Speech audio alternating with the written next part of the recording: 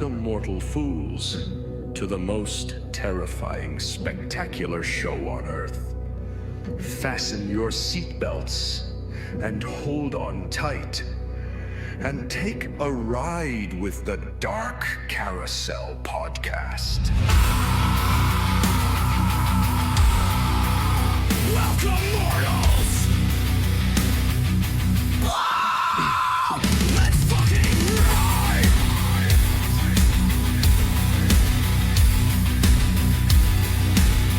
On the DCP!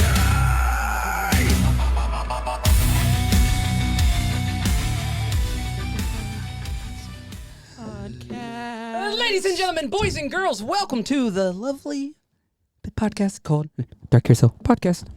Today we have the part 4, the final boss of Into the Trail. We have with us Michael McKnight. Hello, Mike. What's up, guys? Hello, Mike.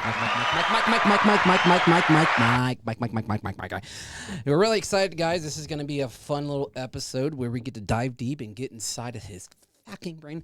And before you take off, we get to talk about our lovely sponsors. Yeah. Today's sponsors is Frankenfuel. If you guys don't get franked and freshly shocked, then you're doing it wrong. Throw away them monsters, throw away them Red Bull cans, and get yourself some Frankenfuel at www.frankenfuel.com/DCP so you can get 15% off your next purchase. And you know what, guys? This stuff tastes like pleasure in a can, and it's fucking delicious. in a can. Yeah, dude. And then our next sponsor. We have Land of Illusion.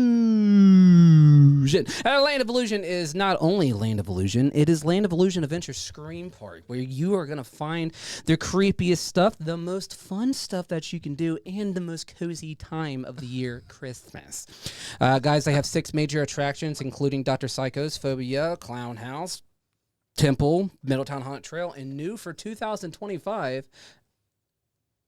Then we also have a water park with Wibbits Aqua, and it's a great time. We've been out there a few times, and you know what? It is completely exhausting, but it's by far the most fun thing you'll do. And if you're in your 60s, you know what? Guess what? You'll be at least 20 when you're on that thing. But when you leave there, you can be like 120 and you'll be feeling sore. But it's such a great time, guys. Guys, check it out. And then during Christmas time, we have lights, Christmas glow, guys. Where you get to meet Santa Claus, you get to see some beautiful Christmas lights. Grinch? You also, the Grinch. He's out there. What a jerk that is. But what will he wear? I don't know. Hopefully his birthday suit. That'd be nice. Yeah. It's all green. Just fur. You guys bringing back ice skating Do this you year? think he? Ice skating. Yeah, I you never guys- had ice skating. Oh, someone told me you guys had ice skating out there a few years back. No, I wish. That'd be fun. That'd be like a You know liability. what? Let's freeze the lake. Oh God, don't do that. Hey, we talked about that. That would freeze be it. fun. That'd be a big ass fucking ice skating rink, dude. Yeah. But yeah, guys, check it out. They're open basically all year round, except for January, February, March, April, and That's then it. They And then it start opens up after that. and back up May. But you know what? They're always up to something. Yeah. Always. Always up to something. Busy people. But other than that, let's dive into it. Let's dive into the Trail Part 4 final boss, Michael McKnight, man. Yeah. So we talked to a few of your actors prior, you know, Corey Parmesan Cheese, Kimberly, Josh, Matt, Mickey, Gibby. Gibby, poopy soupy. Fucking Poopy Soupy. I used his reference at work the other day. Because Yeah, it they makes all some- looked at you like, what the hell are you talking some about? Poopy Soupy. Dude, Poopy Soupy's... Tony said, poopy soupy. Yeah, Did you have some poopy soupy? Is that why? It was bad. Hey, was- it happens, man. It was terrible. But I thought about Gibby that time, and I'm like, man, I'm in the bathroom making some Poopy Soupy, dude. Where's You're in Gibby the one? bathroom thinking about Gibby? I am. Yeah. I had to. Okay. Because that got me through my day. Yep. But other than that, guys, this is part 4 of Into the Trail. This is going to be an exciting episode, and we're really going to figure out what is going on up there in that brain of his. If it's empty or is it completely filled? It's about 90% empty. I feel it, dude. I'm halfway there. Other than that, let's get this show on the road. I want to get to the point, mister. Now, what is it? What are you trying to tell us? What I'm trying to say is, Michael McKnight, you've been at the Middletown Haunted Trail. You've been at Land of Illusion for what? 12, 13 years now? 13. This is 13 years. Jesus, man. And you just started off as a normal haunt actor. Just a normal Joe. Just a normal... So where Joe. did you exactly start when you first walked out there? So, I showed up in the middle of the last night of the first year I was there, so I really don't count that one. Okay. I count when I start off in the mine shaft. They just switched it over from the Vampire's Nest into the mine shaft. And so I was talking to Andy Rad all off season. He's like, hey, man, I got this perfect scene just for you. I want you to go in there and be a miner. And I'm like, okay, I've never done anything with mining before. So I just went in there. I was like, I'll let my energy carry me. And literally the first thing I said, I popped out from behind this wall and I said, ah. Oh. That was it. I stubbed my toe. Yeah, pretty much. So where did that get you though? So basically, it got me a couple of people that one of them was Levi. I started with Levi Ashworth in a mine shaft, and another guy named Mick Johnson. He went by Wolfie. I don't know if you I know him or Wolfie. not. Yeah. Yeah. Woo! Yep. That's all he did 24/7. If you know who he is. So yeah, me and Levi, man, we were just in the mine shaft running things for a while, and just ended up making it an awesome scene. And me and Levi were just sitting there talking one day about how it'd be cool if we could run this place one day and all that stuff. And Here you are. yeah. You're doing more than just running now. So that's what's cool about, the story of, Michael McKnight. I mean, it's just you go through a lot. Yeah. But so like what year exactly did you start? Was it 2013? Well, I came the last night of 2013, but 2014 is the year I say I officially started. That's what I put on everything. Okay. Cool. So okay, cool. That was the year that I officially started was 2014 because that was the year before my mom died. And I was in a clown house, and I've always wanted to work at Land of Illusion, but I didn't know what to do or how to do it because it was a different breed. Because I came from, I think at that time I came from. You come from the water. Yeah, it was what was it? Springboro Haunted Hayride. But I was working in the Black Bog before they moved out to. Wilmington? Yeah, no, Waynesville. Waynesville. Yeah, Waynesville. I think. Yeah, it's one of those two. But anyways, I didn't know what to do. It was a different breed, but I've always wanted to work. So I'm like, all right, let's see what happens. When you finally got an opportunity to really step up to the plate, when was that? So I think we need to rewind real quick to how Let's I actually got there. Yeah, how'd you get there? Because this is a once-in-a-lifetime type thing. So my mom ended up getting in a huge wreck. She fractured her whole leg. She was laid up into Kingston. It's a nursing center. Yeah, I used to live right across the street from that. And so basically she was in there for about 3 months, and the nurse that was taking care of her during that whole time was talking about how much she loves Land of Illusion and stuff. And I recently just retired from football, and I was looking for something that had that camaraderie, that thing where you can just show up and have fun with your friends. Yeah. And she was like, hey, why don't you have your son try out Land of Illusion?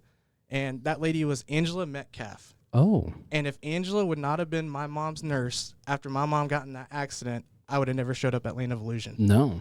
That's crazy how that stuff happens. Oh yeah, and I when we used to live over there. World. When we used to live over there, we would Throw eggs. I would always see her pull into that parking lot, but that's cool because she was the lunch lady for the longest time.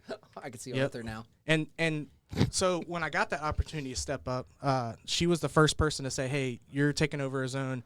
I got your back. This place is hard to navigate. I'll give you a full season, because that time she was very part-time.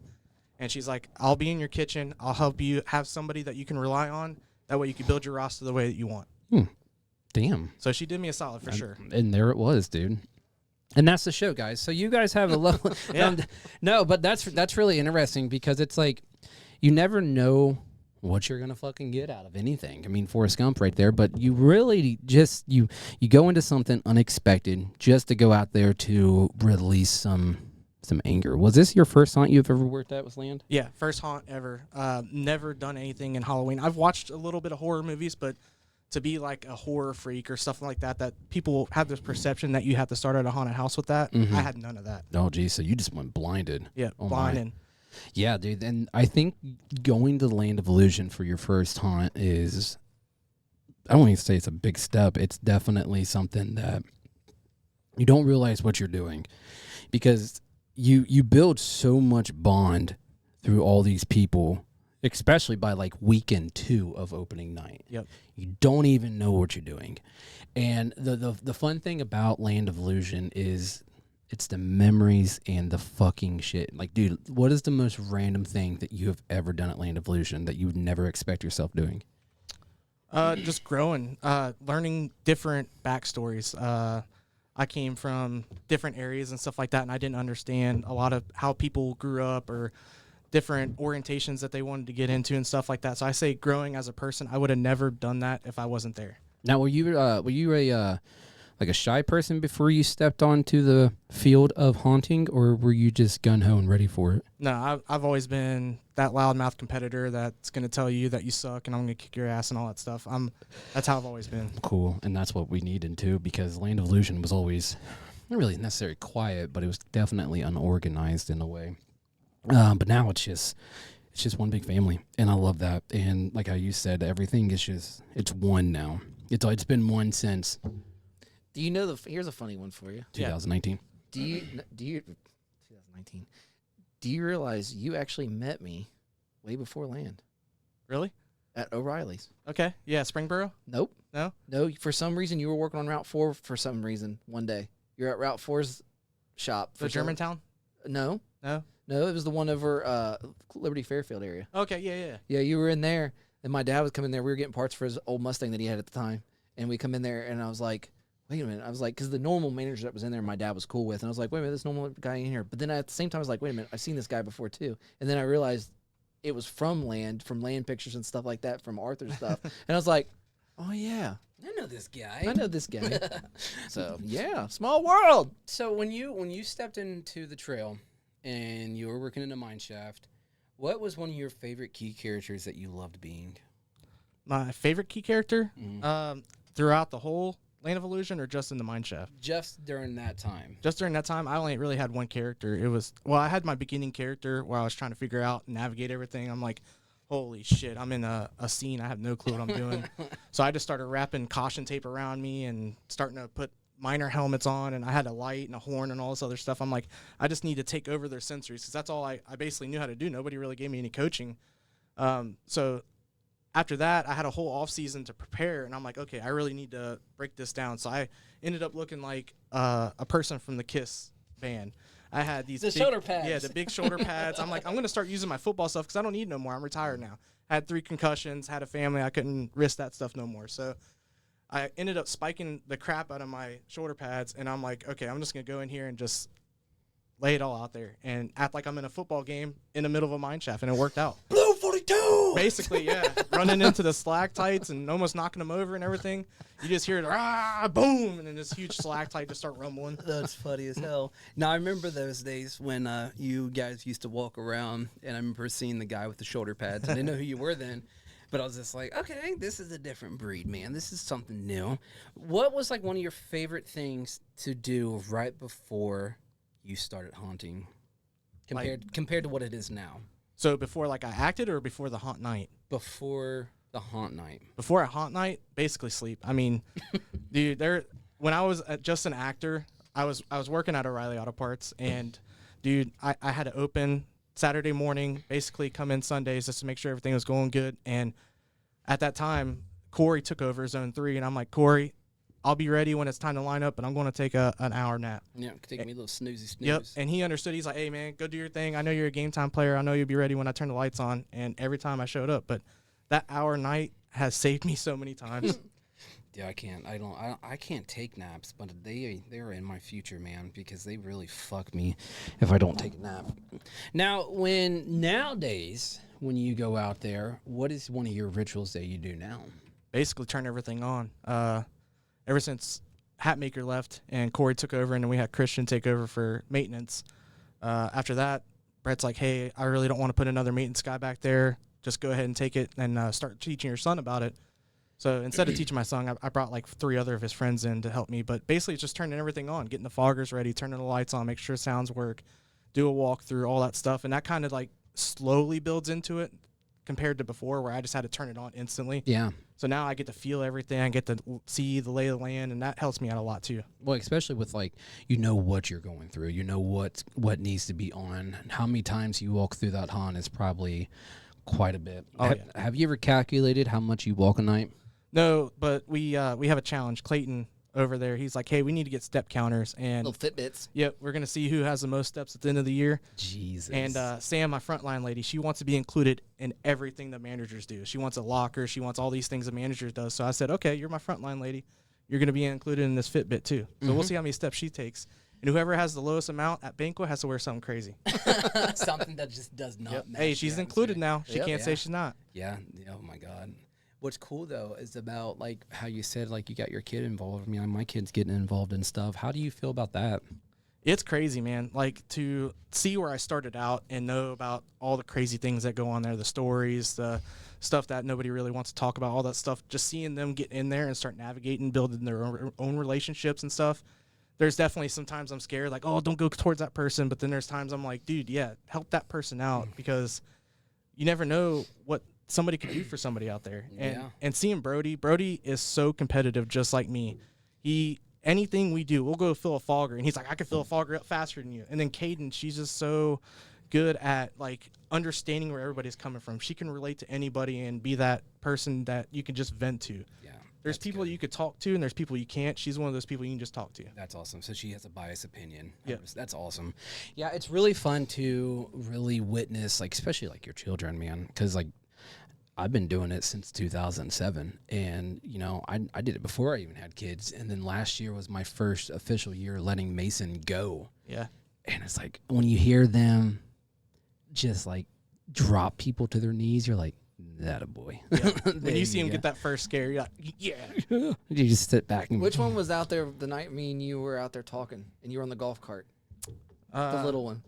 That was falling. Noxton, that's my 3-year-old, man. He's my Halloween baby, 100%. That kid was a trip, because like when you're talking, he'd like fall, he'd get up and just look around like nothing happened. He just kept on going, dude. We were cracking up. He has one gear and it's full throttle. Yeah. He'll run straight into a tree and just get back up. That sounds like my kid, dude, because he doesn't stop. He does not stop. That's why I love the fact, because Kylo loves the fact of the spooky work, as he calls it. Is he going to spooky work? Yeah. Can I go? Let me get a leash, dude. Let me get the harness for you. Now, when you really started to get more technical with Land Evolution, how did you prepare yourself to do all this? Like, were you just like thrown into it, or just one day you get a call and you're like, hey, dude, this is what's going on with you now? So basically, I was at the end of my second year as an actor. I ended up messaging Andy Rad about, hey, man, you know, I do management for like ever. I've been a manager since I was 14 at a local swimming pool. I worked 2 days, and they're like, hey, we need a lead shift. So I've been in management forever. Both my parents have been in management. And I was like, hey, man, I know what I'm doing. I've done management all out of Riley's. And he's like, hey, I might have a zone opening up. I'll get with Corey and see which one he wants. And basically, he sat me and Corey Parmesan cheese down. And he was like, hey, Corey, which one do you want? And Corey didn't even get the answer. And basically, Andy said, you get 3. So Corey automatically didn't get an option. I got zone 4. And that's when I found out. I reached out to Angela. I said, hey, I got the zone. What do I do? Who's coming back? You know the zone more than I do. And then that's when she's like, the only person that I think might be able to come back is Courtney Montgomery. But there was no way to get a hold of this lady. Like, she did not exist anywhere on the interwebs, anywhere. So I had no clue how to get a hold of her. And how did you get a hold of her? So she just showed up about a week before. Mike Cook ended up reaching out to her saying, hey, I'm taking over the Clown House. Mike McKnight's going to be running the scene that you were in. And she messaged me, and she's like, hey, I don't know what you have in mind for me. I'm like, I don't know what I have in mind for you either. I only had 2 people coming back, so it's going to be a hodgepodge. And she's like, all right, I'll give you a chance, and we'll see what happens. I ended up making her my roamer that year. And she came in with all different colors hair, because she thought 100% she was going to try one night with the trail and then go over to the Clown House.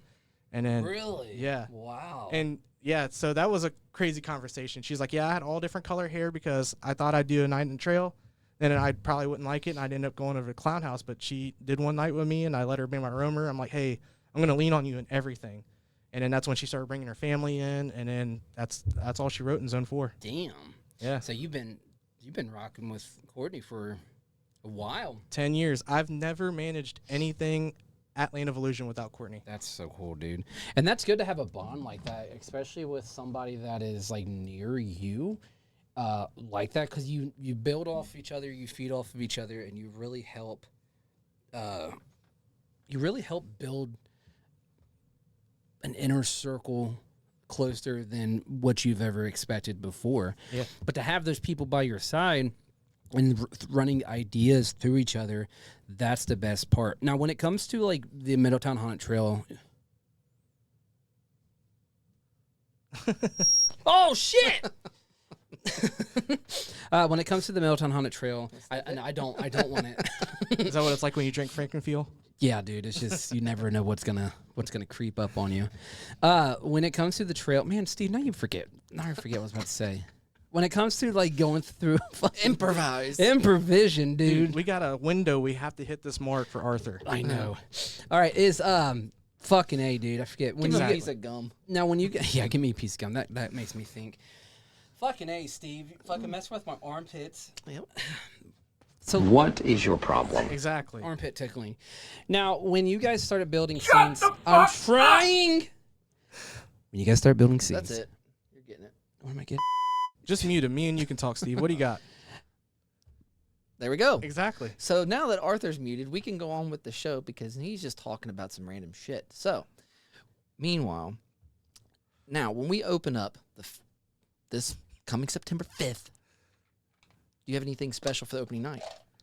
Yeah, actually, we're kicking off the Halloween Passport. It's with 10 different haunts. I saw that online. Yeah. So explain that to me because we just got a brief thing of that in our chat. That's all you need. That's all you need. No, so Figure the basically, rest. Ohio Valley Haunts came together. They wanted to pair 10 haunts together to do a passport. It's a really neat idea. We have no clue, like you guys with this podcast, we have no clue how this shit's going to work or how it's going to work out and stuff. But basically, so you visit all 10 haunts and you get this cool hoodie. It's very still in the infant stage, but they're doing their kickoff party the first weekend. So we're going to have all the haunts at Land of Illusion. We're going to have Haunted Hoochie, Blood Prison, Dent Schoolhouse, all the big name juggernauts. And then we sprinkled in some of the little guys too, like Mount Healthy. There's the Final Resting Place, some really small haunts that wouldn't get the exposure like we do. Hell's Dungeon? No Hell's Dungeon.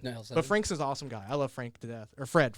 I always call him Frank. Frankenfield. That's probably why. Yeah, That's right. It's on the mind. Frankenfuel. Yeah. There you go. There's a plug for you, Mike. But yeah, Hell's Dungeon is a good place, man, too. Fred's awesome, a good guy. We got Dayton Screen Park in there. That was one that I've always been kind of hesitant with because of the whole Mickey thing that went down. He worked there before, and he ended up sharing something that was in their group before. And I ended up sharing it on my page, and I tagged Lance, and I said, hey, thanks, Lance. I love you, too. And then we just never seen eye to eye until this past week. We talked, worked it all out, and he's like, yeah, man, I was in a wrong place at that time. I'm like, dude, it happens. That's what all haunt I've seen working with all these different haunts. A lot of stuff is just miscommunication. And well, it's all this he said, she said bullshit. Exactly. And, man, like, if you just get in front of somebody and say, hey, man, I was in the wrong, or they say they were in the wrong, or just clear stuff out, dude. And that's what I like about this passport. Like, I've built relationships with Brimstone, with USS, with all the people that aren't on Lewis Haunted Caves. Are we still allowed at USS? Yeah, we're still out of USS. I'll be working there last night. That was the first haunt I've ever worked at that wasn't Land of Illusion. You remember last year. You remember when we went there and we about got kicked out?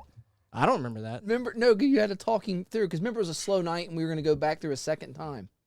Oh, yeah. So we were there, and remember, all the actors were mad because we were laughing because it wasn't even scary. And they were mad because we were all just cracking. We didn't even say nothing because they all kept saying the same thing. The captain wants to see you. Well, we were just cracking up in general, so they were all mad. And you were out there talking to their manager about us going through because there was nobody there that night. Going back through a second time, they didn't even want us to go through.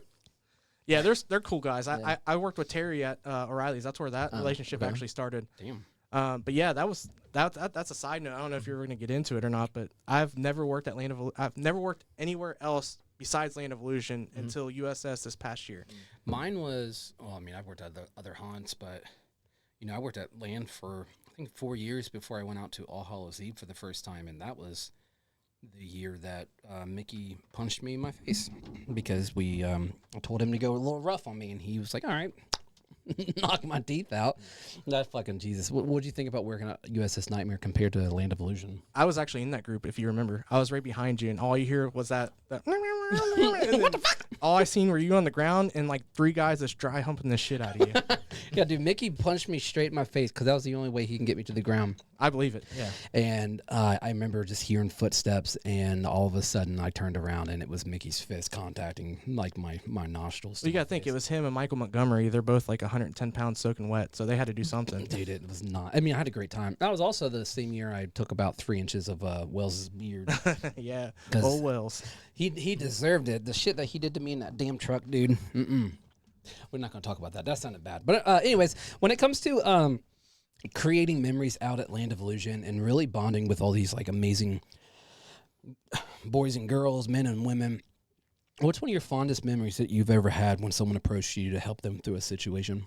That's not too personal. Yeah, there's multiple, and there's two that come to mind. One's probably going to be a little bit out there, but the first one's obviously Michael Montgomery. I had him since he was 16 years old.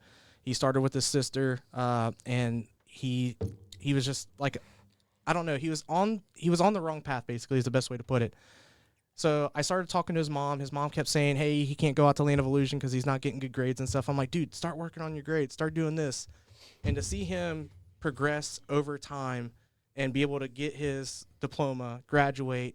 Now he has 3 kids. He's a stepfather to one, basically, and he has 2 of his own kids, Hudson and Riker. They're awesome kids, man. And his relationship started at Land of Illusion. Yep. Because I paired them both together in Zone 4 before, him and his girl, Elena.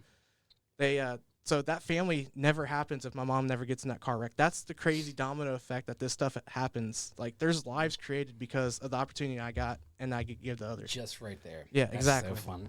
And that's cool, though, man, because that's how I met my old lady at Land of Illusion. Yep. Never really, if I didn't choose to go to Land of Illusion or, squash shit with my brother, none of this would have happened. Yep. And then the other one would probably be Timmy. Timmy. Old Timmy, man. Like, when he came into Zone 4, you got to remember the background I came from, very football-oriented, very homophobic and stuff like that. And for him to coach me along about how those, like, just how things are in different scenarios and how he wasn't able to open up and all that stuff. And I was there for him so many times where he needed me because his family was throwing him out or people didn't want to talk to him and stuff. And just seeing how hurt of an individual he was, that helped me grow. And that's why I said that this place has helped me grow more than I can ever expect anywhere else in any other industry. Yeah, and I remember when Timmy was working in the clown house, and he fucking killed it. And we knew that he was gay. Oh, yeah. We didn't care if he was gay or anything, but it was just it was new to us because we're like, all right, we got a gay kid in here. What do we do? He proved us wrong. Yep. And I remember one time, dude, he showed up at Land of Illusion, and he was all like dressed up and shit. And I'm like, so did we get a new girl? Like, what's going on? And I was saying, turned around, he's, hey, what's up, Arthur? And I'm like, oh shit, Timmy, what the fuck? But that opened me up to a lot, to respect the fact that it doesn't matter what you are, you're still gonna fucking kick ass, and he did. He did, awesome, and he was wearing a skirt that day. I know what you're talking about. There's a lot of stuff going down. Yeah. Timmy, he came to the Rumors, I think about 2 years ago. Yeah. But yeah, I know he's doing good, and I'm really happy for him. Now, what is one of the most funniest moments you've ever witnessed just walking through the trail one night? Just witness, man. There's a lot, but almost any time that I see Gabbard doing anything, I mean, he could touch a button and it'd be the hilarious thing that you'd see all night. Some of the chainsaw guys, the way that they just operate and stuff. But there's a lot of acts where I just start smiling, and they know when they do something crazy, and I start smiling. They tell me at the end of the night, yeah, I got you that time. Yeah, those moments right there. I love walking through the trail because it's always different. Doesn't matter how many times, even if it's right back to back, it's always different. And I love that aspect because it just the shit that you see as a normal individual instead of being an actor itself. I try to interact with all the actors, especially the night when I was Ghostface. I was pissing off a lot of people. Oh yeah, yeah. And speaking of shit, thank you for stop shitting on my graveyard, man. What do you mean? You're up there propping Josh and Matt and Carlos finally saying, yeah, that scene sucked for a long time. You know why that scene sucked for a long time? Because it's full of fog. That's where I put all my rookies to build their confidence, dude, Mr. Arthur.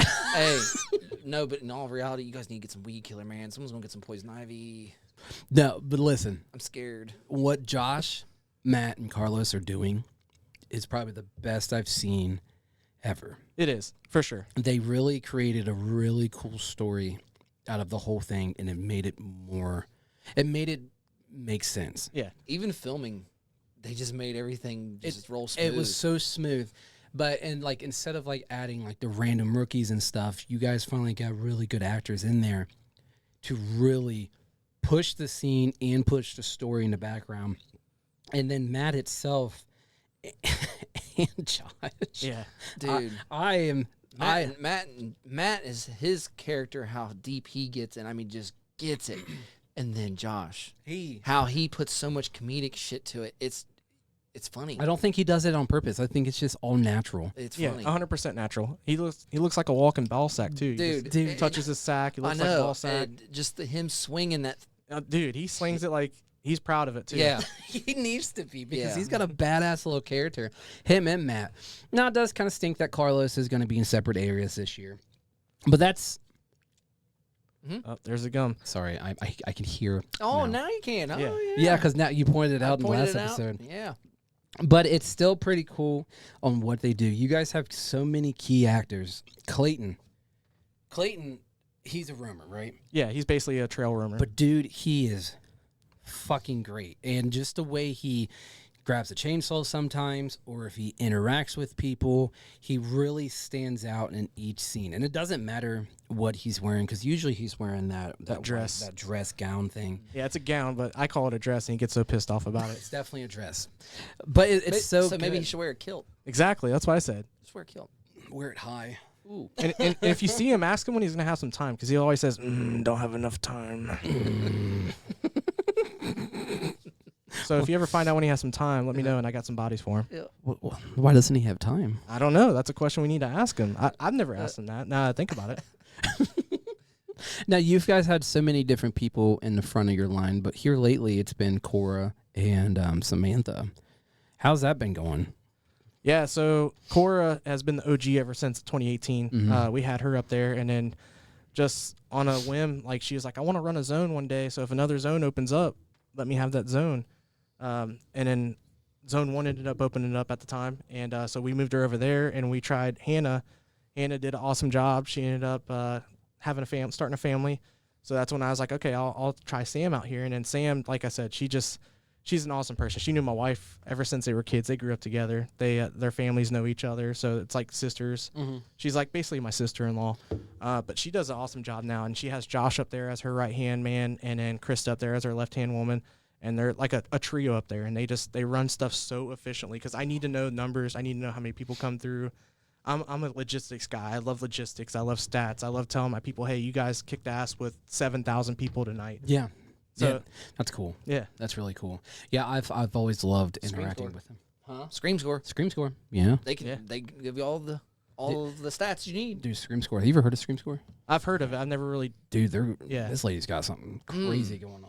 Maybe Yeah, I talked to him at Transworld. Now that I think about it. maybe Yeah. maybe we need to do some more putting people together. Yeah, dude, not Transworld. Transworld's amazing, but Scream Score, man, dude, she can hold all those stats and everything, and she, Since you're a stat guy, Yeah. dude, you can see throughout the whole hunt that everything. every you heartbeat. can like literally every zone that you have, And the more you guys are talking, it sounds like a potential sponsorship.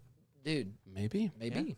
But she was showing us on how it breaks everything down, so you actually will know what zone did better than the other. You can see the intensity of the heart rate, Everything. everything, and then, you can get a scoreboard at the end of the trail, and the people can see customers can that. be like, "Hey, you have the highest score," and that can Yeah. be it for the night. And then all of a sudden, a person with 190 BPMs come in, and it's like, like you all can right. even tell what actor did the best. I need to put one of those in the porta potties right outside the clown house. I was awesome all night. all 200 BPM. Exactly. All night held it. Jesus Christ! You ever thought about sliding? No, absolutely not, man. Why Dude, not, We dude? will hook you I up. played football for 20 years. I was a catcher for 10 years. My knees are shot, dude. I can barely stand up sometimes. And every year I get older, that ground gets further away somehow. And I'm getting shorter, so I can't explain it. Dude, All right. we'll get you some shots. Yeah, dude. Yeah. Fix you up. I need to be like that bubble wrap kid off the Little Giants, man. That I'll start sliding if I get that. There you go. Some of that juice. Yeah. Some of that dank. Now, when it comes to this one night in particular, which was really funny, Steve and I were just sitting out there at the clown house, and then all of a sudden we saw you come in through and taking out some lights. Yeah. Dude, Dude, you did That was sabotage, man. between that and the listening to the radio, because Cook was standing with the radio, and we heard the conversation on the radio, and Pew had to come fix it. Dude, that was funny. Dude, we were cracking up because you were scooting. Dude, I was gone. I get on that cart, and I know the lay of the land pretty well, but they just put some random blue lights up out of nowhere, and I just totally mollywopped them, man. Dude, those it cut them things clean were in gone. half. Dude, there was blue glass everywhere, and I'm like, hey, I gotta get back to the trail. I didn't Bye. have time to clean this. Bye. It was Yeah. a hit and run. I wrecked shop and left. Oh, that was dude. funny as hell. Dude, I remember that so much. 'Cause Them, you them just- carts, that's probably some of my best memories of them damn carts out there, man. If any haunts have carts, like, Don't let your actors drive them. exactly, Dude. man, because there's a Well, time that Mickey and Michael Montgomery almost died on those golf carts. That's probably Same. one of my best stories ever. Tell us about it. Okay, so yeah, so You twisted my arm. I had to, man. So it was the end of an Aqua day. You know how Aqua gets, man. And we were just done with everything. We just wanted to go have some fun. And so we decided to start racing some carts. And yeah, we get to this turn with the old zombie sniper patrol is, and some of those turns are really deep and drop really quick. Well, I'm scooting. I got old Clyde, redhead Clyde in my cart. And then they were just soloing it both in their carts, and they went around this corner. I was like, oh crap, I see it drop. I slowed down. I knew they weren't going to slow down. They were right next to each other. And they both went straight off that hill, and I don't know how they lived, how they saved the carts. There was no damage at all. And I'm like, dude, they roll it? yeah, we are like, dude, we got to be more careful, because that was almost something else. Dude, Wells just took us on a couple wild rides back there. Oh, yeah, Wells, geez, dude, he was scary when we used to get on the back of the. Well, he got me on a truck one time, just testing out everything. He's like, "You want to go through the zombie sniper patrol?" I'm like, "Yeah." He's like, "All right, get in the back of the truck," and I'm like, "I thought we were taking the golf carts." He's like, "No, we're taking the fucking trucks." So we're out there at like 1 a.m.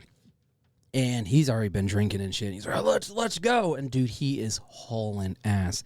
And I remember at one point we went around the bend and he hit a bump, dude. And I swear to God, if he didn't hit the bump and turn, I would have flown out. But dude, those trucks are dangerous. They are for sure. I'm glad- Massive, big machines. for no fucking But reason. we don't have him no more, so we're good. Wells was Nostradamus, though. Like, we get to the end of an Aqua day, and he'd be like, hey, Brett Oakley's getting ready to show up and ask for a cheeseburger, no ketchup. And then Brett would show up, hey, can I get a cheeseburger, no ketchup? Told you. I'm like, hey, what's the lottery numbers, bro? Like, and I kept, everything he predicted actually happened. It was crazy. Dude, do you know why? Why? You know why? Now I'm twisting your arm now. Tell me. Drugs. Oh, okay. Lots and lots He of. could see into the future. I remember he came through the clown house, and he was walking real slow, and he was just smiling, and it was just him. And I'm like, this is when I was an actor, and I was like, I was just watching him, and he's just like all wide-eyed, big, and has his hands like this, and I'm like, I'm in the zone. I'm like, I stopped for a second, and his eyes were like real big. And I'm like, you all right? He's like, dude, I took like 3 hits. You're moving right now. I'm like, you all right? He's like, yeah. Dude, his eyes were like fucking like this, dude. And I'm like, you don't need actors. No. Just go do your Yeah. thing, dude. I love Wells so much. That's the new haunt we need to open, the Trip Haunt. How would you do that? EDM night. Yeah, basically, it's all EDM trip the whole time. You have to take this Listerine tablet, put in a Listerine thing, and then you just go through the haunt. You don't need no 3D glasses. Dude, but that would explain a lot, because Wells, we'd be driving on a cart, and he'd go in the middle of a random corn. He'd be driving and be like, there's an arrowhead in there, and go in the middle of a cornfield and find an arrowhead. I know. I'm like, how'd you see that? He didn't. He knew. He his just mind. knew, dude. He's one with the earth, dude. He's a big old hippie. I love that about Wells. Old beveled. Oh, I'm beveled. Beveled. Beveled blade. Yeah. We did some fun stuff in the back of that truck, though. Oh, man. Now, have you ever made a kid cry before? Not your kids. You ever scared them so much where they were just like, No, but I've seen it done. I guess I did make a kid cry. You punched him, didn't you? Yeah, exactly. Right in the forehead. Bitch. Donkey Konged him right on top of it. He listened after that. No, we had a kid come out, and it was like my second year running a trail, and his mom was an actor out there, and he came in here and he started trying to tell me what I needed to do and stuff, and I said, dude, I run the fucking trail, not you.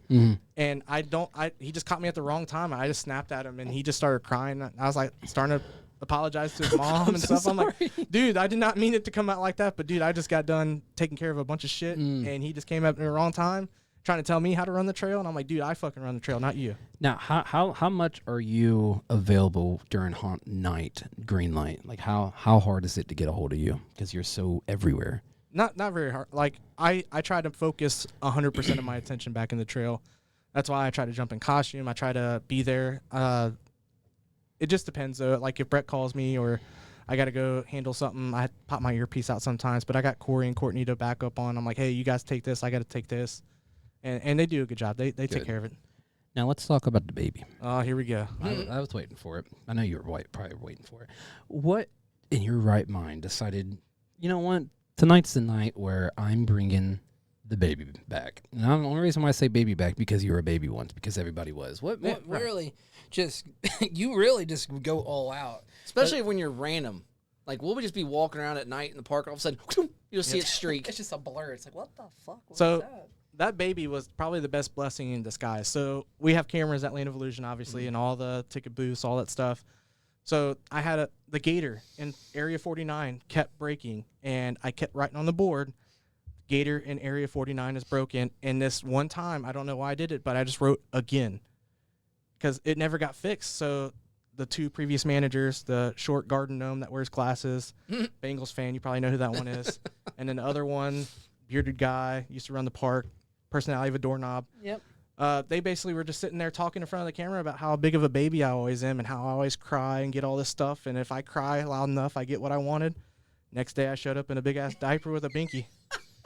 So you were a smart ass. Yep, and I ran straight through the whole park in a diaper and a binky. And I just remember Brett saying that was the most hilarious thing he ever said. And I'm like, well, this is my character now. Yep. Fucking the baby. And it gets grosser every year. Yeah, I got some good stuff for this year, but I keep adding to it. It's so easy to jump into and flip my switch because, first off, if you have a drunk and they see a big-ass baby following them, they're not angry anymore. They're trying to figure out what the hell is a big-ass baby following them for.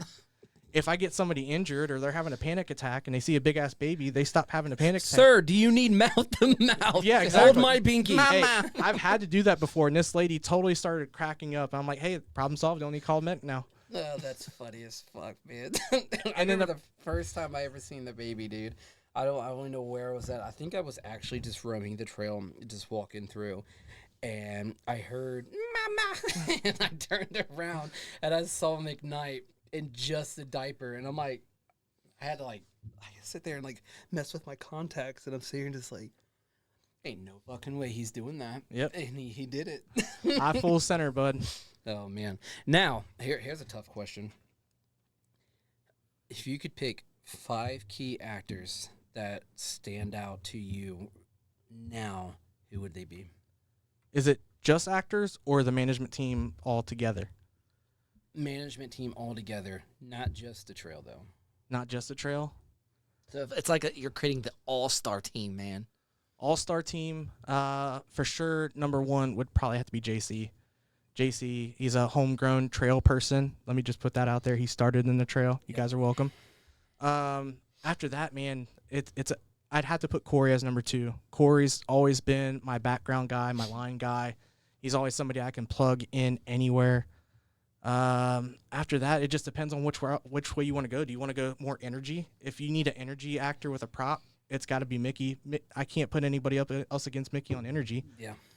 If you want a solo female powerhouse badass, then you got Courtney in her heyday. Now that she's more of a manager, she's taking a step back. She lets the other people go. So if I wanted to replace that one, it would probably be with, I'd say the twins in the clown house, Hannah and Mara. They absolutely kill it, man. Just seeing how far they've come, especially with Caitlin in there now. Caitlin started on the trail as a spider, and now she's absolutely killing it. She is fucking killing it, especially what she's doing this year. Yeah, that's awesome. Yeah, dude, there are so many great actors and actresses out there that really put their heart into everything that they do. And you notice those key people too, especially because that's one of my favorite things to do as a roamer. I get to go through all the haunts and stuff. And plus being a makeup artist helps me all right, so I know what to do next time with makeup. Yep. But when you see these people that don't know what they're doing, but it looks like they know what they're doing, that's when you're like, all right, you better fucking buckle up because, dude, it's about to be a bumpy ride for you in a good way because stepping into this haunt world is not just working at Land of Illusion. You're creating something that you're going to look forward to for the rest of your life until you're just done with it. Mm-hmm. Did you really understand what you were doing when you really stepped foot into this haunt world? And did you understand how big this community was? No, not at all.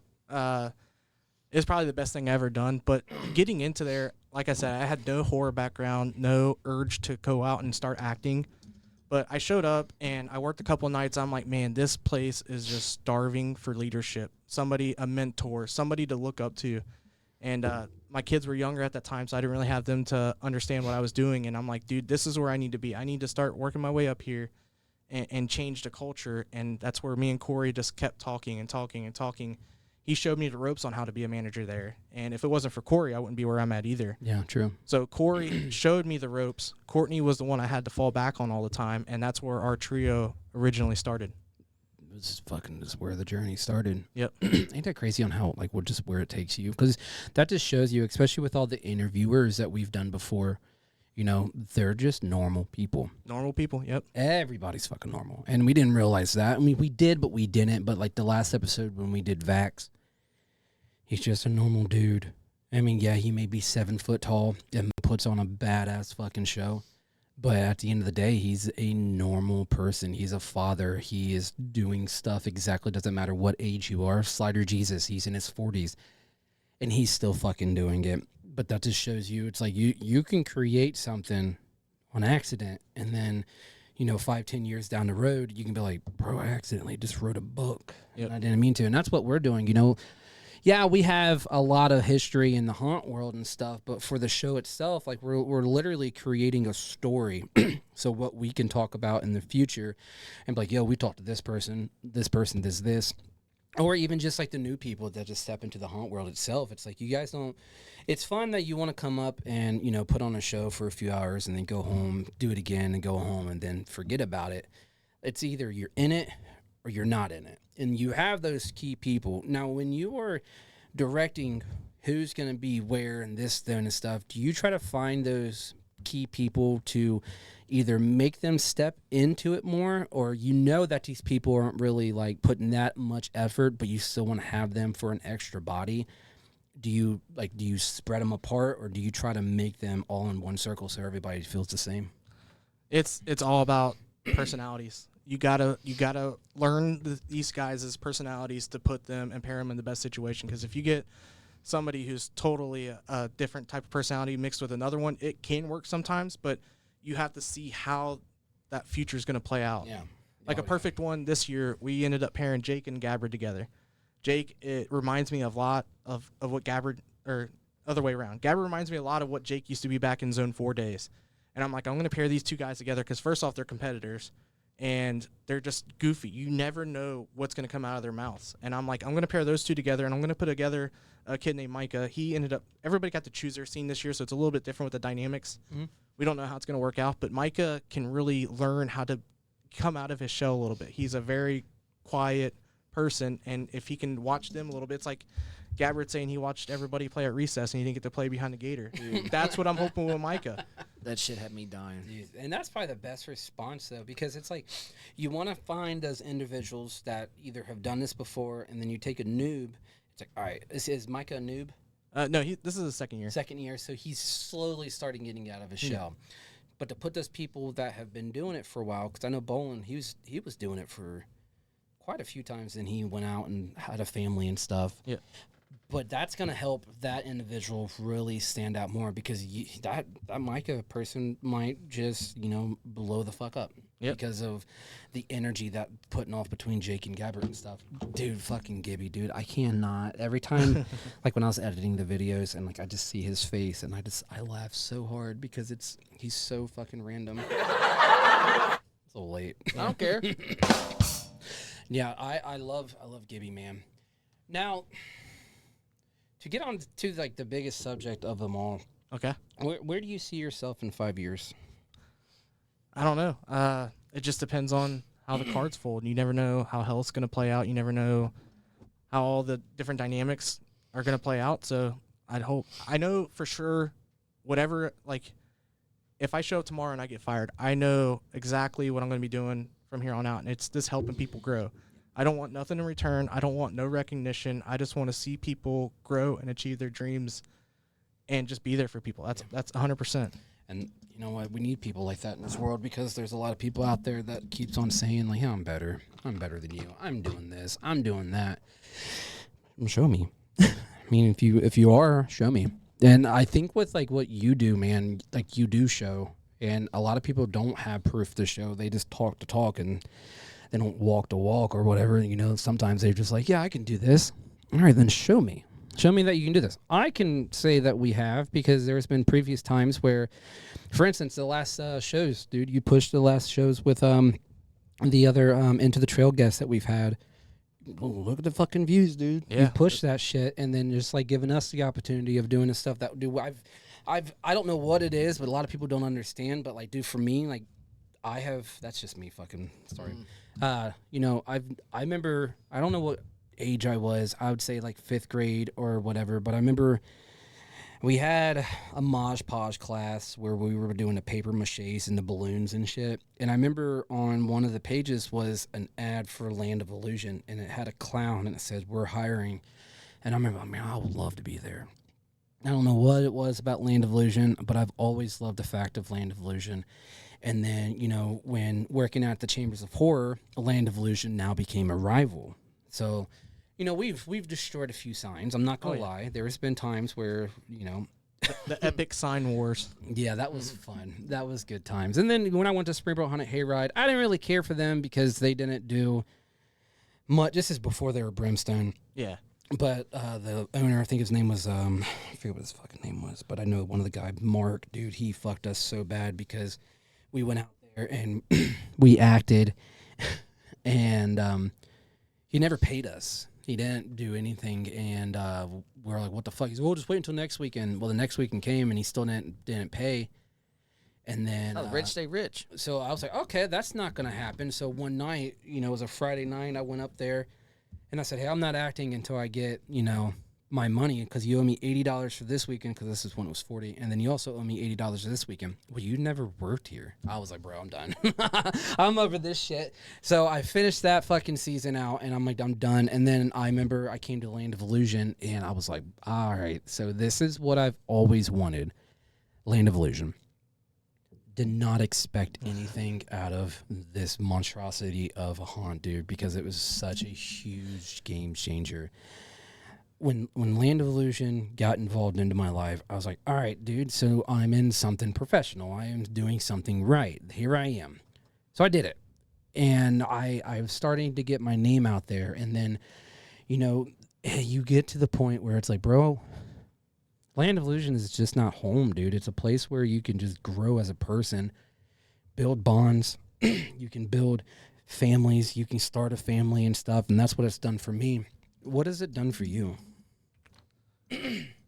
I would say give me a sense of purpose, which I'm pretty sure anybody who's dealt with a haunt or worked at a haunt could feel that sense of purpose. And I feel like I'm in the best stage of my life where I can actually help people. I'm obviously a father. I came from an inner city. I've been poor. I've been well off. I've been every different avenue you could be to relate to somebody, and I just feel like I can give people life experiences that they may not be able to see in different sets. Cool.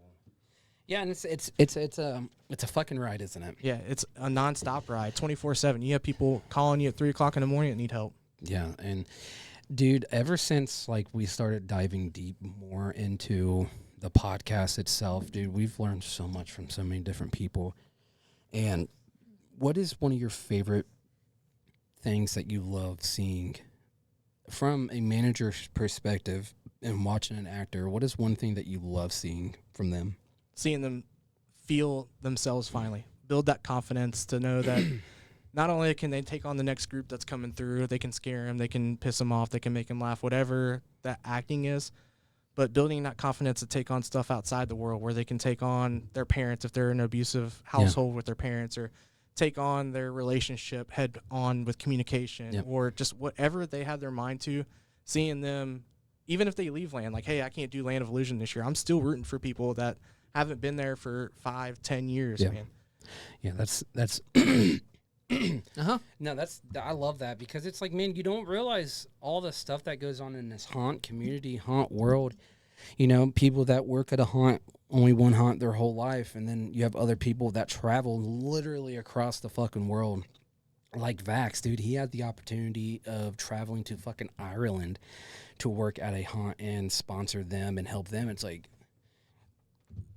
how do you do that? Yeah. Like, how did that come into now he's doing Connections. movies. He's getting started in like all this other stuff because of his unique look. And I'm hoping that, you know, at least a few people out of Land of Illusion will get that recognition. And it's like, dude, I came from Land of Illusion. Land of Illusion's always going to be my home.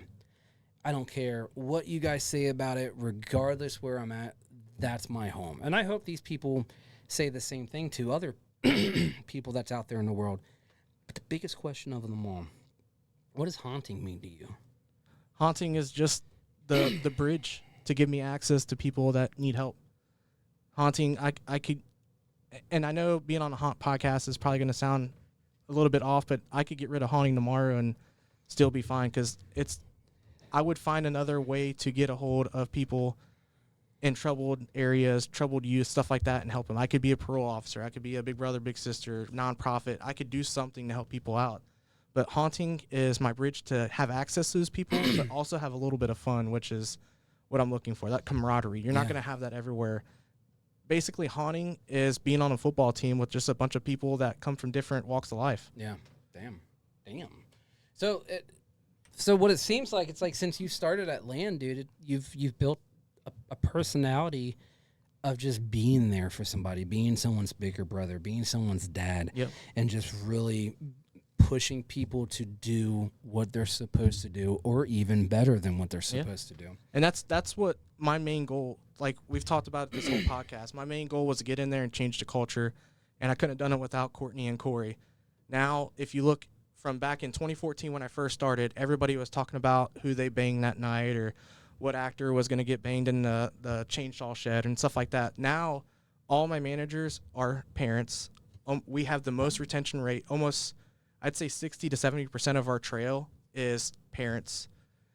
Our retention rate is ridiculous, through the roof. Like, we've created that culture of where it's fun people that just want to have fun, and it really is like a big family. Everybody always says haunting's a big family, but this one, it's different because we've all grown up together for the past 6-7 years. Yeah, no, really.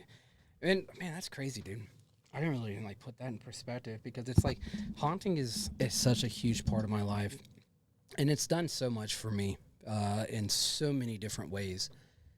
But to have that person really coach you on a lot of shit, if a lot of people, if they're struggling through life and they can't get through these obstacles, dude, come haunting, dude. You'll find that person. Yeah, and they're everywhere. Every haunt has somebody like this.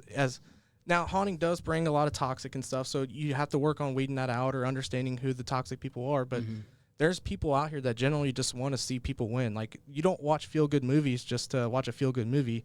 You feel connected to it, and that's me in real life. I want to feel connected to people and watch the end of that feel-good movie succeed. Damn. I got made me all fucking. I know, right? But hey, you want it in my mind. This is what's in my mind 24/7. I just think it's crazy, too, because it's like you started as a normal. You're touching him. You're touching me. Where did the bad man touch you? Yeah, and it's just crazy because like you started off with just a normal, $40 a night actor. Yep. To what are you doing now at Land of Illusion? Anything that needs to be done, man. That's why I always tell Brett. That's another reason why I've got to where I'm at. I'm always telling him, give me the shit job, the job nobody wants, because I'll do it with a smile on my face, and that's where I got to where I'm at. But that's basically it in a nutshell. And you have control over a lot of stuff now, man. Yeah. Marketing, business planning, the whole building of Land of Illusion. Basically, it's me, Brett, and the board. There's other managers, Tracy, Todd's on there now, Luke, and then all the haunt managers. Old Dudley, he's probably on my Mount Rushmore too of actors. I didn't get to get that fifth one in there, but Dudley, the old man Dudster, he's on there for sure. And now Jay's a fresh breath of air. He's gonna take off, man. He's been one of the ones that have been 100% on with the trail. They've come up and hang out with us when we do cool nights and stuff like that. He's all on board. And then Jordan and Cody, those are like the dynamic duo that's grown up together as well. But I've also watched a lot of stuff that Cody's done. Cody has been a mentor without him knowing it to me too. Like when I first took over the trail, he had Temple of Terror, and I've seen how he built his crew and how he did team building. And I'm like, dude, I got to do what that it's doing just with my zone. He's got a good. He knows his in and outs on how and who he needs to pick, and he's really strict. And I think you can't be a dick the whole time. But like when him and I spent Transworld weekend with them, dude, they are all friends with each other. Yep. And including with Psychos. I mean, it's the same concept. It's like you guys, you feel a part of it, even though you're not a part of it, like Steve and I were. But like when we went there, dude, they were just like, "Come on, dude, let's go have some fun. Let's do this." And We don't belong anywhere. but it's just like, you know, after doing all these episodes and doing like all the photo shoots and stuff, the one person that I didn't think I was gonna bond with was with Jordan at first. I didn't think, because I didn't really know Jordan. Yeah.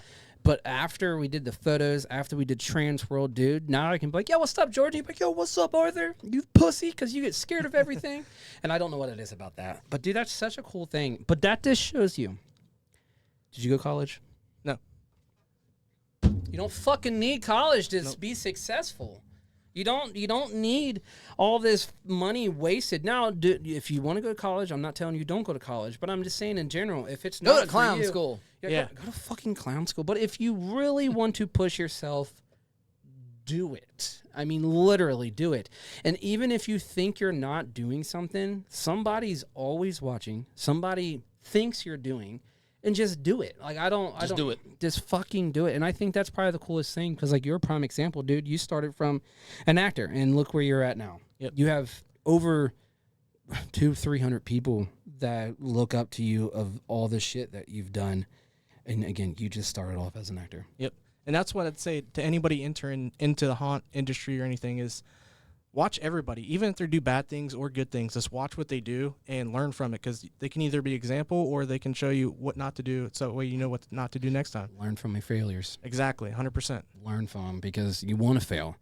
You have to fail. That's the only way to learn. If you want to learn, or you're just one of those people that just does it, cool beans, dude. But you got to learn from your failures, and you can improve from there and really prove to yourself on who you want to be in this, in this life. Dude, haunting has been a huge... Yeah, mute him for a second, because that goes back to the baby. So we didn't finish on that one We either. did not. We didn't. So 2 things comes from the baby too. I look like a complete ass when I'm out there. Like, nobody can say that they look stupid, because I look the stupidest out there with a shitty ass diaper. Also, now, granted, not all of them can say it, because I have a couple people out there that are like 90 pounds soaking wet, but nobody else can say that they're cold on a 20-degree night, because I'm out there in just a fucking shitty diaper. So I eliminate 2 things right out the get-go, being out in that diaper. You can't say never. Can't say never. Never say never, everybody, because it can take you somewhere. It really can, because, I mean, point proven, dude. It's like the shit that we're doing. We started in that little corner with one of those microphones and another one in a shitty-ass MacBook that Steve smashed with a laptop. I smashed with a hammer. Not another laptop. I smashed Oh, with a yeah, sledgehammer. dude, sorry. My brain's all fucked. There you go. But, dude, like... I don't have my red light yet, so you're running on your time. Oh, yeah. Dude, Mcnite, bro, the 3 episodes we've done before have been hilarious. Yeah. Corey's and Kimberly's. There was something that Corey wanted to ask you, and I forget what it was. It was the quota. Yeah. What's the quota? What is the quota? I don't know, because he's been trying to figure it out, and what is the quota? I'll tell you this. I'm a nameless baby. My character don't even have a name, because my parents didn't name me. So when he names me, I'll give him a quota. And it better not be no shitty-ass name either. Oh, dude. So this baby don't have a name. Like, yeah, it can't be no Grape Lapel or something like that. It has to be like... Gerber. Yeah, some Gerber, the Gerber baby. Can't be that. Yeah, copyright. Yeah, exactly. He's like, what the fuck's the quota? You never gave me your fucking name. Actually, the quota was 1. He got it a long time ago. I'm just letting him keep going. He's an overachiever now. Yeah. Look at him, always doing stuff to improve everything. That's right. You don't even have to do that. That's right. Oh, fuck. Do you have any questions for us, McKnight? Yeah, what's your best thing that ever happened on the Middletown Haunted Trail? The best thing that's ever happened. Whether it's crazy, funny, crazy moment, whatever, your best memory, whatever. I would probably say, oh, shit. Oh, man. Let's see. I got to go to like 12 years. You want to know mine? Yeah, we can punt to Steve. Mine? It wasn't even. We weren't even. The haunt wasn't even running. We were just out there because someone asked us to walk around. When Beth Jones said she was going to beat everybody's ass, she just went random when she was still, I guess, a manager of one of the zones. Yep. the pumpkin patch. Old Zone 2. Dude, we were walking through, and she was talking about how all these customers come through and fuck with the females and stuff. She goes, I'm telling you right now, I will throw down, I will beat everyone's ass. I was dying. I was like, you're going to beat everyone's ass. She goes, yeah. She goes, I'll beat your ass. I just started laughing, and I had to walk away, but it was funny. That was random. That sounds like a Beth Jones song. Yep. Fucking Beth Jones. Damn, that's a hard one. I would have to say probably like one Your of my favorite is when the damn light come down and try to kill you. that was recent. So? That one was fun though. That did about kill me. I don't know, dude. I think that's a hard one. But as going through as an actor, I have two in mind. I have one with the old lady pulling me through the haunt. And she seemed like an innocent lady until I realized, you know, She's going to rape you. You said the R word, but yeah, dude, the fondling was heavy with that lady, and she just didn't want to stop, and I was like, I am not about this. So I tried to get away, but there was just no getting away from that lady because she had her grip. And then there was also that I felt very violated after that because I stayed away from the trail because I actually went home that night because I was just done, and I was pissed off. But I was just like, dude, like I tried so hard to get this lady off me, and for some reason, drunk old ladies were just like about clowns that night, and just that night alone was a mistake. I knew walking through that line was a mistake. And when she caught my eye and I caught her eye and I was interacting with her, she seemed afraid. And she was like, hey, come through the come through the haunt with us. And I was like, oh yeah, let's go. And then that's when it all took off. When it got dark out. I remember that too. You'd be surprised how many people have a baby kink too. Isn't it weird? Yeah, dude. It's like They're weird. a bearded baby, and they're like, oh my God. You're so cute. Between me and Michael Myers, man, I don't know who gets more action. Dude, there's people that will dead stop and try to take full-on sex videos with Michael Myers on the bridge. I'm like, guys, we gotta go. Like, Oh man, it's just like, dude, something. Don't touch us. yeah, for sure. Please don't. Do you remember the touch us. night you let him come out and roam with us? Yeah. Dude, you want to talk about some awkwardness? We let everybody just like attacking guest-wise. All these kids were like following him around, and we just wanted to throw him out there and let him see what he could do roaming. Yeah. Dude, he felt when he come back in the barn, he's like, dude, I felt so awkward. I didn't know what to do. Yeah, I'd imagine Scott gets the same thing. That's why when Scott went down there, I'm like, go ahead, be my guest, dude. You're going to have unfiltered access to everybody down there that you can't run away from. Oh, it was funny. And then the second one, I would say when I was Ghostface last year, Yeah. I loved every moment of that because I told Everybody nobody. was lost. Told nobody, but I told me. also pissed off a lot of people. But that was my plan. And I remember when I went to the chainsaw scene, Mickey was one of them. But I forget who the other guy was, but he told me, he said, if I don't get out of his fucking scene, I'm going to get dragged out of the fucking scene. And I was like, I gave him the fucking bird and I ran away. And then that's when Mickey got a hold of me. He said, hey, dude, you can't fucking just keep on going around and doing what you're doing. You don't work here. And I took my mask off. He was like, bro, I was about to drop you. No, he wasn't. I know he wasn't. But I was just like, calm down, dude. Like, I'm doing this on purpose. It's the last night, dude. Let me Yeah, do me. gotta have some fun, man. Oh, dude, I got so many pictures with so many people, and that was such a fun moment. And then another one, dude, Damn. Hey, there's a lot that goes on in the Listen trail, here, man. you overachiever. Gibby, Every story starts with Gibby now. Gibby, he threw me in that refrigerator. Oh, dude. yeah, the refrigerator. I'm going to have to frame that one day. hurt, That dude. can never get rid of. Dude, it was funny because when you got pulled out, everybody didn't know if it was real or if it was just the stain from the perma blood in the fridge because your whole back was like red and purple. I had a bruise Yeah. right here where he thrown me into the And refrigerator. I kept yelling at you, stay back. He's shoving that knife through the fridge. Well, when I put my hand to it, the knife went like right here. I was like, "Oh shit, dude! He's locked in. He has one control, and that is aggressive." I hope you got extra props to put in that kitchen this year. Oh, I 'cause do. He's going to be tearing it up. He is. he I is. still want to know what happens in Dr. Psycho's. We've touched base on it a couple times, but you were pretty fucked up after that. Oh, dude, Oh, dude. they fucked. You talking about photo night? Yeah, photo night. Oh. I hear little tidbits, but I haven't heard. I'll show what you the actually- video. He'll show you the after video this. after the show. They really fucked me Yeah, up. dude, it was WWE. Because Good. so like okay, so I didn't capture a lot of like intensity when it came to Dr. Psychos. I had like a really random moment in my head where I was like, all right, let's just start off with JC. Let's get the hardest done and then work with it with the rest. Well, after that moment, I was just like, dude, we got something, but I have to make it make sense. So I was running some shit with Steve, and I was like, dude, a POV. Someone just walking into the house. Someone's lost. Fuck it. Lost tapes of fucking Dr. Psychos. And that's what I came up with, and they beat the shit out of me. And shout out to Clayton. There's one more thing I want to get down to. I've gave props to everybody, like Courtney, Corey, everybody helped me on this journey, but you got to remember, I have a wife that sits at home with 2 babies while I go out and do this. So any haunter out there, any manager, any owner, make sure you recognize your family because they're the ones that make the ultimate sacrifice. Thank you for supporting us. Yeah, Yep, dude. 100%, man. I love my wife.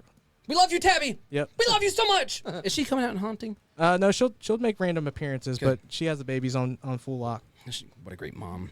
And a big old shout out to Kristen. Yeah, Love you. Kristen. Yeah, thanks, Kristen. She's badass, too. Dude, she's got some crazy shit up her sleeve this year. I'm really excited. She's actually going to come out and act with us. Do you have any other questions, McKnight? That seems to be it, man. Other than that, guys, get your Frankenfuel. It has gum on it right now, but get your Frankenfuel. www.frankenfuel.com/DCP/DCP/DCP. And then go to Land of Illusion, www.landofillusion.com, and we open up September 5th, everybody. Yeah. Full fucking range. You ready for it? I'm ready. I've been ready. Dude, I've been ready. I've been ready when Hunter messaged you in January for haunt stuff. Dude, it's been wild. Other than that, Mr. Sweets, do you have anything? Nope. Arthur, do you have anything? Nope. Other than that, guys, thank you so much for fucking just riding with us on this journey with it into the trail. Other than that, big old shout out to Sponsors. Mike. Thank you so much, Frankenfuel, and thank you so much, Land of Illusion, dude. Like, you guys are giving us this opportunity, and we're fucking sending it. Other than that, guys, my name is Arthur. That is Michael McKnight, and that is Mr. Sweets, a.k.a. Steven. Other than that, guys, this is Dark Carousel Podcast, and this fucking carousel never stops spinning. See you guys.